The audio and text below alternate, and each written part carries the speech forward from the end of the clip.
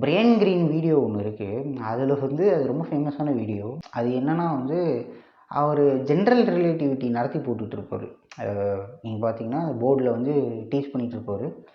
அவர் teach பண்ணும்போதே உங்களுக்கு தெரியும், அவர் ரொம்ப கஷ்டப்பட்டு யாருக்கும் புரிய வைக்க ட்ரை பண்ணுறாரு. ஆப்போசிட்டில் கவனிக்கிறவங்களுக்கு அவர் நடத்துறது க்ளீனாக புரியலைன்னு அவர் ரியாக்ஷன் வச்சு உங்களுக்கு தெரியும். அவர் ரொம்ப கஷ்டப்பட்டு நடத்திட்டு இருப்பார். புரிஞ்சுக்கோ புரிஞ்சுக்கோன்ற மாதிரி உங்களுக்கு ஆப்வியஸாக தெரியும். அப்புறம் கேமராவை பேன் பண்ணி காட்டுவாங்க, அந்த பக்கம் யார் இருக்காங்க, யார் அவங்க அவர் பாடம் நடத்துகிறத கவனிக்கிறாங்கன்னு பார்த்தா அங்கே நாய் உட்காந்துட்டு இருக்கோம். ஸோ இது வந்து நிறைய பேர் தப்பாக எடுத்துக்கிட்டாங்க. ஸோ ஆடியன்ஸை ஸ்டூடெண்ட்ஸை தான் வந்து ஒரு நாயின்னு கிண்டல் பண்ணுறது. பட் அந்த வீடியோவோட பாயிண்ட் என்னென்னா, ஒரு நாய்ங்கிறது வந்து ஒரு இன்டெலிஜென்ட்டான ஒரு ஒரு ஸ்பீஷீஸ் தான். ஸோ அப்படிப்பட்ட ஒரு இன்டெலிஜென்ட் ஸ்பீஷீஸாக இருந்தாலுமே அதுக்கு நீங்கள் போய் ஜென்ரல் ரிலேட்டிவிட்டி நடத்தி போட்டிங்கன்னா அதுக்கு புரிய வாய்ப்பே கிடையாது. கரெக்டாக?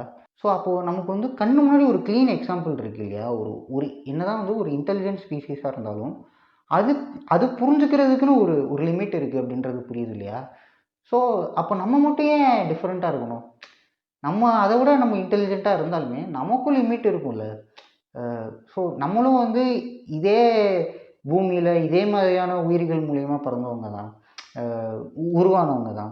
ஸோ அப்படி இருக்கும்போது நமக்கு மட்டும் ஏன் தனியாக எல்லாத்தையுமே புரிஞ்சுக்கக்கூடிய பவர் இருக்கும் அப்படிங்கிற ஒரு கேள்வி இருக்கு இல்லையா? ஸோ அதுதான் அந்த வீடியோவோட கான்செப்டாக இருக்கும்.